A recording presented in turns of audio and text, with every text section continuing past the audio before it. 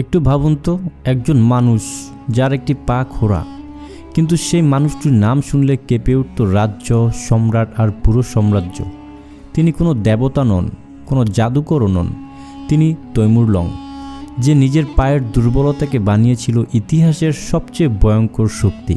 আজকের পর্বে আপনাদেরকে জানাবো খোঁড়া পায়ের বিশ্ববিজেতা তৈমুর লং সম্পর্কে। চ্যানেলে নতুন হয়ে থাকলে অবশ্যই সাবস্ক্রাইব করে আমাদের পাশে থাকবেন। 1405 সালের জানুয়ারি মাস, কাজাকিস্তান জুড়ে নেমে এসেছে অসহনীয় শীত।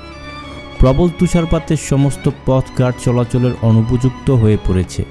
শীতের তীব্রতায় পথের ধারে মরে পড়ে আছে পশু পাখির দল। এমন বৈরী পরিবেশে একদল অভিযাত্রীর দেখা মিলল চীনের দিকে অগ্রসরত অবস্থায়। সৈন্য সামন্ত, হাতি, ঘোড়া বোঝায় সেই দলটি তাদের অধিপতি তৈমুরের নেতৃত্বে এগিয়ে যাচ্ছে চীন দখলের উদ্দেশ্যে। তৈমুর, যার নাম শুনলে পৃথিবীর যে কোনো রাজার সিংহাসন থরথর করে কাঁপে, তার পরিস্থিতিও বেশ সুবিধাজনক নয়। তার উপর আজ সকাল থেকে তার শরীরের তাপমাত্রা স্বাভাবিক হারের চেয়ে বেশি। দলের কবিরাজরা তৈমুরকে পরীক্ষা করেন। তাদের চোখ মুখে ফুটে ওঠে শঙ্কার ছাপ। এই মুহূর্তে পিছু না হটলে তৈমুরকে বাঁচানো সম্ভব নয়। কিন্তু তৈমুর নাছোড়বান্দা, রাগে গজগজ করে উঠেন তিনি। শেষ পর্যন্ত কাজাকিস্তানের শীতের কাছে পরাস্ত হবেন। তিনি তার সিদ্ধান্তে অটল। পিছু হাঁটা চলবে না। তৈমুর কখনো পিছু হাঁটতে পারে না। হাকিম নড়ে তো হুকুম নড়ে না। তাই শত প্রতিকূলতার সত্ত্বেও এগিয়ে চলল তৈমুর বাহিনী। কিন্তু পথিমধ্যে শত শত সৈনিক মৃত্যুর কোলে ঢলে পড়ল। তৈমুরের নিজের অবস্থারও দিন দিন অবনতি হতে থাকল। শেষ পর্যন্ত তৈমুর হার মানলেন। কাজাকিস্তানের ওত্রার পর্যন্ত এসে ভেঙে পড়লেন তৈমুর। শীতের কারণে পিছু হাঁটতে অসম্ভব হয়ে উঠল। শেষ পর্যন্ত ফেব্রুয়ারির 18 তারিখ সকালে কাজাকিস্তানের শীতের থাবায় মৃত্যুর কোলে ঢলে পড়েন এশিয়ার ত্রাস তৈমুর লং। পৃথিবীর রাজাধিরাজরা যা করতে পারেননি তা করে দেখালো সামান্য শীত। দাফনের উদ্দেশ্যে তৈমুরকে সমরকন্দে ফিরিয়ে আনা হলো। শেষ ইচ্ছা অনুযায়ী তার কবরে বড় বড় অক্ষরে লিখে দেয়া হলো, আমি যেদিন ফের জেগে উঠব সেদিন সমগ্র পৃথিবী আমার ভয়ে কাঁপবে। পৃথিবী শাসন করা বীরদের নাম নিলে প্রথমেই উঠে আসবে Alexander the Great, Genghis Khan, Kublai Khan, Julius Caesar, Timur Lang সহ বহু শাসকের নাম। কিন্তু অন্যান্য শাসকদের ন্যায় তৈমুর কোনো রাজপরিবারের সন্তান ছিলেন না। সামান্য ভূস্বামীর সন্তান তৈমুরের ধীরে ধীরে ক্ষমতার শীর্ষে আরোহণ করেছেন। হয়েছে বিশ্বজয়ী বীর। তৈমুর তার নিষ্ঠুরতার জন্য অন্যান্য শাসকদের নিকট ছিলেন এক মূর্তিমান আতঙ্ক। এমনকি মৃত্যুর পরেও তিনি পৃথিবীকে জানান দিয়ে গেছেন তার ফিরিয়ে আসার কথা। 1336 সালের কথা, গভীর রাত। উজবেকিস্তানের প্রতিটি ঘরের বাতি নিভে গেছে। গভীর ঘুমে বিভোর উজবেকিস্তানবাসী। কিন্তু ঘুম নেই শুধু একটি ঘরে। সমরকন্দ থেকে প্রায় 50 মাইল দূরে অবস্থিত ক্যাশনগরীর স্কার্দু শহরের সবচেয়ে বড় বাড়িতে এখনও নিভু নিভু অবস্থায় প্রদীপ জ্বলছে। ঘরের বাহিরের উঠানে অস্থির পায়চারি করছেন বাড়ির মালিক তারাগে। তিনি এই অঞ্চলের ভূস্বামী। হঠাৎ তার স্ত্রীর প্রসব বেদনা ওঠায় তিনি চিন্তিত। শহরে লোক পাঠানো হয়েছে ধাত্রীর খোঁজে, কিন্তু তারা এখনও ফিরে আসেনি। মনে মনে সৃষ্টিকর্তার নিকট প্রার্থনা করছেন তিনি। শেষ পর্যন্ত তার ডাকে সাড়া দিলেন সৃষ্টিকর্তা। ভোরের প্রথম আলোর সাথে ভূমিষ্ঠ হলো এক পুত্র সন্তান। পুত্রের নাম রাখা হলো তৈমুর, যার অর্থ লৌহ। ইউরোপে তিনি তৈমুর বা তিমুরলেন নামে পরিচিত। হয়তো তার নামকরণের সার্থকতা প্রমাণের জন্যই তৈমুর বেশ দুরন্ত এবং সাহসী কিশোর হিসেবে বেড়ে ওঠেন। এমনকি ছোটোখাটো ডাকাত বাহিনী গড়ে তোলেন তিনি। এলাকায় ঘুরে ঘুরে ছোটোখাটো জিনিস লুট করে বেড়াতো তারা। দেখতে দেখতে তৈমুর যৌবনে পদার্পণ করেন। বয়সের সাথে সাথে তার শক্তি ও সাহস দুটি বৃদ্ধি পেয়েছে। এবার সত্যিকারের জলদস্যু গঠন করেন তিনি। তৈমুরের দাপটে এলাকার ধনীরা আতঙ্কিত হয়ে থাকত। যুবক তৈমুরের ডান পা এক দুর্ঘটনায় পঙ্গু হয়ে যায়। কিন্তু ঠিক কিভাবে তিনি খোঁড়া হয়েছিলেন তা সঠিকভাবে জানা যায়নি। একদল ইতিহাসবিদের মতে একবার তৈমুর তার দলবল নিয়ে এক বণিকের ভেড়ার পাল লুট করতে যান। কিন্তু ফেরার পথে তৈমুর রাখালদের তীরের আঘাতে মারাত্মকভাবে জখম হন। তার ডান হাত এবং ডান পা চিরতরে অকেজো হয়ে যায়। এরপর থেকে তিনি খোঁড়া তৈমুর বা তৈমুর ই লং নামে পরিচিত হন। এক পা খোঁড়া হয়ে গেলেও তৈমুর দমে যাননি। আহত বাঘের মতো আরও হিংস্র হয়ে ওঠেন তিনি। তৈমুরের সময়ে প্রায় 100 বছর পূর্বে চেঙ্গিস খান পুরো পৃথিবী শাসন করেছিলেন। তৈমুর মনে প্রাণে বিশ্বাস করতেন তিনিও চেঙ্গিসের মতো পৃথিবী শাসন করবেন। তাই খোরাপা নিয়ে সমরবিদ্যার প্রশিক্ষণ নেন তিনি। কঠোর পরিশ্রমের মাধ্যমে তিনি অস্ত্র চালানো বেশ পারদর্শী হয়ে ওঠেন। তৈমুর যখন টগবগে যুবক, তখন সমগ্র এশিয়া জুড়ে ক্ষমতার দ্বন্দ্বের রাজনৈতিক অস্থিতিশীলতা তৈরি হয়। বিভিন্ন যাযাবর দল এবং স্থানীয় নেতাদের মধ্যে প্রায় যুদ্ধ লেগে থাকত। অপরদিকে স্থানীয় নেতারা অনেকটা পশ্চিমা মতাদর্শের শাসন করতেন। তারা চেঙ্গিস খান, কুবলাই খানের শাসন ব্যবস্থা পরিত্যাগ করেছিলেন। এই কারণে স্থানীয় জনগণ তাদের উপর অসন্তুষ্ট ছিল। 1347 সালে আমির কাজগান স্থানীয় নেতা চাগতাই খানাতের সর্দার বরলদেকে হটিয়ে নিজে ক্ষমতা দখল করেন, কিন্তু 1348 সালে তিনি ঘাতকের হাতে নিহত হন। এবার ক্ষমতায় আসেন তুগলক তিমুর। তিনি বার্লাস অঞ্চলের শাসক হিসেবে তৈমুরলংকে নিযুক্ত করেন। তৈমুর ক্ষমতা গ্রহণের পর থেকেই তুগলককে অপসারণ করার নীল নকশা তৈরি করতে থাকেন, কিন্তু দুর্ভাগ্যক্রমে তিনি ধরা পড়ে যান। তুগলক তিমুর তৈমুরকে ক্ষমতাচ্যুত করেন। এবার তৈমুরলং স্বয়ং আমির কাজগানের নাতি আমির হুসাইনের সাথে হাত মেলান। তৈমুর হুসাইনের বোনকে বিয়ে করেন। তারা দুজন মিলে 1364 সালে তুগলক তিমুরকে পুত্র আমির খোজাকে পরাজিত করে মধ্য এশিয়ার সিংহাসনে বসেন। এরপর তৈমুর এবং হুসাইন যৌথভাবে শাসন করতে থাকেন, কিন্তু তৈমুর সন্তুষ্ট ছিলেন না। তিনি হুসেনকে হটিয়ে দেওয়ার সুযোগ খুঁজতে থাকেন। এদিকে 1370 সালে তৈমুরের স্ত্রী মৃত্যুবরণ করেন। এই মৃত্যু তৈমুরের জন্য শাপে বর হয়ে আসে। এবার আর হুসেনের সাথে কোনো পারিবারিক বন্ধন থাকলো না। তৈমুর আমির হুসেনকে হত্যা করে নিজেকে মধ্য এশিয়ার একচ্ছত্র অধিপতি হিসেবে ঘোষণা করেন। শুরু হয় তৈমুরলংয়ের শাসন। তৈমুর মঙ্গল সাম্রাজ্যের খান হতে চেয়েছিলেন, কিন্তু চেঙ্গিস খানের সাথে পারিবারিক সম্পর্ক না থাকায় তিনি মঙ্গলদের আমির হিসেবে শাসন করেন। তিনি রণকৌশলে অত্যন্ত পারদর্শী ছিলেন, তাই ক্ষমতা লাভের কয়েক বছরের মাথায় অনায়াসেই পুরো মধ্য এশিয়ার অধিপতি হয়ে যান। কিন্তু তৈমুর আরও চান চেঙ্গিস খানের মতো পৃথিবী শাসন করতে। তৈমুর তার সামনে চেঙ্গিস খানের মানচিত্র মেলে ধরেন, পুরো মানচিত্রে একবার চোখ বুলিয়ে নেন। এতে তার বিশ্বজয়ের আকাঙ্ক্ষা আরও বেড়ে গেল। পরদিনই তিনি বিশাল সেনাবহর নিয়ে বিশ্বজয়ে বের হন। এদিকে তৈমুরের অভিযানের খবর পেয়ে ক্ষমতাচ্যুত মঙ্গল খান তোক্তামিশ তৈমুরের সাহায্য প্রার্থনা করেন। তোক্তামিশ খান শত্রুদের হাতে রাশিয়ার মসনদ হারিয়েছিলেন। তৈমুরলং বিশাল সেনাবহর নিয়ে রাশিয়া আক্রমণ করেন এবং তোক্তামিশ খানকে রাশিয়ার হৃদ সিংহাসন ফিরিয়ে দেন। এরপরই তৈমুর পারস্যের দিকে রওনা হন। তৈমুরের পারস্য অভিযান শুরু হয় হেরাত নগরী দখলের মাধ্যমে।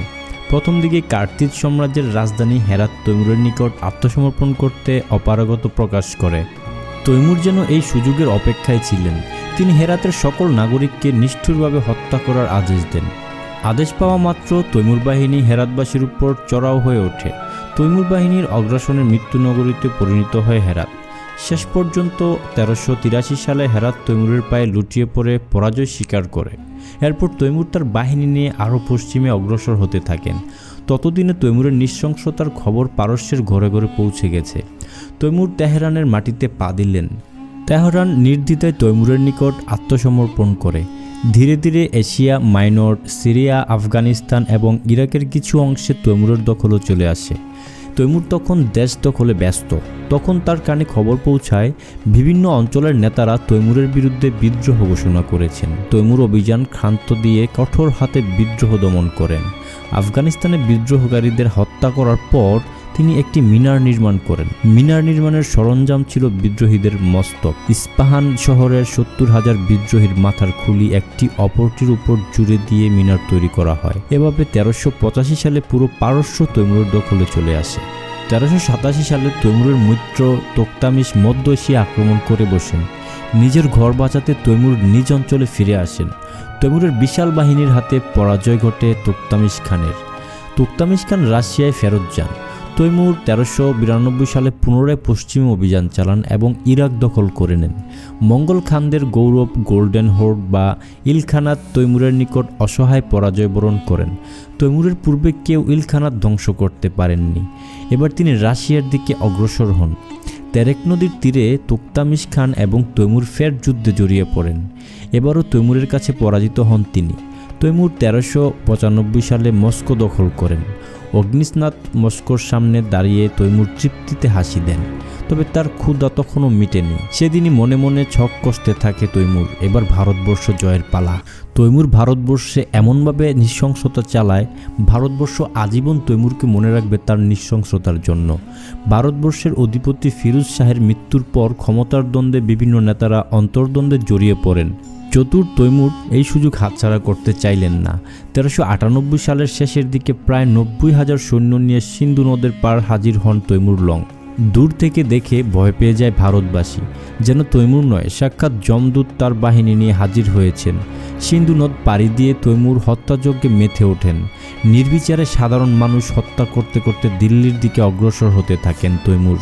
প্রায় 1 লাখ মানুষ হত্যার পরে তিনি দিল্লি গিয়ে পৌঁছান। দিল্লির সুলতান নাসিরউদ্দিন শাহ তুগলক হস্তবাহিনী নিয়ে তৈমুরকে আক্রমণ করে বসেন। বুদ্ধিমান তৈমুর এবার নতুন কৌশল অবলম্বন করলেন। হাজার হাজার উটের পিঠে খড়ের গাদা দিয়ে বোঝাই করলেন। এরপর খড়ের গাদায় আগুন লাগিয়ে উটগুলো হস্তবাহিনীর দিকে হটিয়ে দেন। সুলতানের হস্তবাহিনী জ্বলন্ত উটের অগ্রসনে ভয় পেয়ে যায়। অবস্থা হিতে বিপরীত হয়ে যায়। হাতিগুলো উল্টো ঘুরে সুলতানকে আক্রমণ করে বসে। নিজেদের বাহিনীর হাতে পরাজিত হন সুলতান। দিল্লি দখলের আনন্দে তৈমুর বাহিনী দিল্লি জুড়ে রক্তের বন্যা বসিয়ে দেয়। তৈমুর ভারতবর্ষ শাসন করেননি। তিনি ভারতবর্ষ থেকে বহু মূল্যবান সম্পদ লুট করে সমরকন্দে নিয়ে যান। ভারত অভিযানরত অবস্থায় তৈমুর বাগদাদের দখল হারানোর দুঃসংবাদ লাভ করেন। 1399 সালে তৈমুর পুনরায় বাগদাদ আক্রমণ করেন। বরাবরের মতোই তিনি অনায়াসে বাগদাদ দখল করে নেন। এবার তৈমুরের নিষ্ঠুরতা যেন আরও বেড়ে গেল। তার আদেশে বাগদাদের 20,000 বিদ্রোহী শিরোচ্ছেদ করা হলো। তৈমুর লংয়ের থাবা থেকে বাদ পড়েননি অটোমান সাম্রাজ্য। অটোমান সাম্রাজ্য তৎকালীন যুগে পৃথিবীর অন্যতম শক্তিশালী সাম্রাজ্য ছিল। তৈমুরের নিষ্ঠুরতার সংবাদে অটোমান সুলতান বায়েজিদ ক্রোধান্বিত হন। তিনি তৈমুরকে সতর্ক করে বার্তা প্রেরণ করেন, কিন্তু এর মাধ্যমে তিনি তার জীবনের সবচেয়ে বড় ভুল করে ফেলেন। বার্তা পাওয়া মাত্র তৈমুর মনস্থির করেন অটোমানদের গৌরব মাটিতে মিশিয়ে দিবেন। 1401 সালে তৈমুর তুরস্কের উদ্দেশ্যে যাত্রা শুরু করেন। সুলতান বায়েজিদ এই সংবাদে বিশাল বাহিনী নিয়ে প্রস্তুত হয়ে যান। 1402 সালে তুরস্কের রাজধানী আঙ্কারায় দুই বাহিনী মুখোমুখি হয়। সেদিন পুরো পৃথিবী তৈমুরের রণকৌশলে মুগ্ধ হয়ে যায়। শক্তিশালী অটোমান সাম্রাজ্য তৈমুরের নিকট শোচনীয়ভাবে পরাজিত হয়। যুদ্ধে সুলতান বায়েজিদ বন্দী হন। পরবর্তীতে তিনি বন্দী অবস্থায় মৃত্যুবরণ করেন। এই যুদ্ধের পর মিশর সাম্রাজ্য তৈমুরের প্রতি আনুগত্য প্রকাশ করে। অটোমান সাম্রাজ্য ইউরোপের বহু রাষ্ট্রের জন্য হুমকি স্বরূপ ছিল। তৈমুরের অটোমান জয়ের ফলে ফ্রান্স, স্পেন সহ প্রভৃতি রাষ্ট্রে তৈমুরের সাথে মিত্রতার সম্পর্ক স্থাপন করে। প্রায় অর্ধেক পৃথিবী তৈমুরের দখলে চলে আসে। চেঙ্গিস খানকে আদর্শ মানা তৈমুর বীরদর্পে তার সাম্রাজ্যে পদচারণ করেন। দেশে দেশে ছড়িয়ে পড়ে তৈমুরের বীরত্বগাথা। স্বাধীন সম্রাটরা ভয়ে ভয়ে থাকতেন। এই বুঝি তৈমুর তার বাহিনী নিয়ে আক্রমণ করে বসেন। বিভিন্ন গ্রন্থ এবং ঐতিহাসিক পাণ্ডুলিপিতে তৈমুর সম্পর্কিত বিভিন্ন গুরুত্বপূর্ণ তথ্য লিপিবদ্ধ করা আছে। বেশ কিছু তথ্য নিয়ে ইতিহাসবিদগণ দ্বিমত প্রকাশ করলেও অধিকাংশ তথ্যই তৈমুরের ব্যক্তিগত জীবন দর্শনকে উপলব্ধি করার জন্য অপরিহার্য। বহু তথ্যের ভিড় থেকে বাছাই করা কয়েকটি উল্লেখযোগ্য তথ্য আপনাদের কাছে প্রকাশ করা হলো। তৈমুরের পঙ্গুত্ব নিয়ে দ্বিধার অবসানের উদ্দেশ্য 1941 সালে প্রকাশ রুশ প্রত্নতাত্ত্বিক তৈমুরের সমাধিক্ষেত্রে খনন করেন। গবেষণায় তৈমুরের কোমরের বেশ কিছু স্থানে হাড়ের আসারতা এবং ডান হাতে 2টি আঙ্গুলের হাড় ভাঙা অবস্থায় পাওয়া যায়। তৈমুরের কফিনের ঢালায় বড় করে লেখা ছিল, যে আমার কবর খনন করবে সে আমার চেয়েও ভয়াবহ এক শাসককে জাগিয়ে তুলবে, এবং আমি যেদিন ফের জেগে উঠব সেদিন সমগ্র পৃথিবী আমার ভয়ে কাঁপবে। তৈমুরকে পুনরায় দাফন করার কিছুক্ষণের মধ্যেই রুশ বাহিনী স্টালিনগ্রাডে হিটলারের উপর জয়লাভ করে। তৈমুর বাহিনী প্রায় 17 মিলিয়ন মানুষ হত্যা করে, যা তৎকালীন পৃথিবীর জনসংখ্যার প্রায় 5%। তৈমুর নিজেকে ইসলামের তরবারি হিসেবে জাহির করেন, কিন্তু ইতিহাসবিদগণ তার ব্যক্তিগত ধর্মবিশ্বাস সম্পর্কে কোনো প্রমাণ পাননি। ইতিহাসবিদদের মতে তিনি ইসলামকে স্রেফ ক্ষমতা প্রয়োগের মাধ্যমে হিসেবে ব্যবহার করেছেন। তৈমুর লং তার আদর্শ চেঙ্গিস খানের ন্যায় শত্রুর দুর্বলতার সুযোগে আক্রমণ করতেন। রণকৌশলের ক্ষেত্রে তৈমুর অত্যন্ত চৌকস ছিলেন। কঠোর তৈমুর ব্যক্তিগত জীবনে একজন শিল্পানুরাগী ছিলেন। তার পৃষ্ঠপোষকতায় পৃথিবী জুড়ে বিভিন্ন দৃষ্টিনন্দন ইমারত ও ভাস্কর্য নির্মিত হয়। সবশেষে তৈমুর লং প্রমাণ প্রমাণ করে গেছেন শারীরিক দুর্বলতা কখনোই ক্ষমতার শেষ কথা নয়। ইতিহাস তাকে মনে রেখেছে একদিন ভয়ঙ্কর ধ্বংস সহকারী হিসেবে, আবার অন্যদিকে এক অদম্য উচ্চ আকাঙ্ক্ষার প্রতীক হিসেবে। আপনার মতে তৈমুর লং কি ইতিহাসের নায়ক নাকি এক নির্মম দানব? কমেন্টে আপনার মতামত জানান। আর এমন আরও ইতিহাস জানতে আমাদের চ্যানেলটি সাবস্ক্রাইব করতে ভুলবেন না।